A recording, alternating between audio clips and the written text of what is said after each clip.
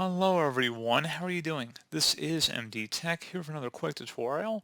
In today's tutorial, I'm going to show you guys how to disable or activate LinkedIn feature integration on your Microsoft Word product. This will apply for other Office products as well, but should hopefully be a pretty straightforward process for you. And without further ado, let's go ahead and jump right into it. So all you have to do is select the File tab up at the top left, and then go down and select Options near the bottom of this panel here. On the right side, you want to scroll down underneath LinkedIn features. Use LinkedIn features in Office to stay connected with your professional network and keep up to date in your industry. We're going to uncheck the option to enable LinkedIn features in my Office applications.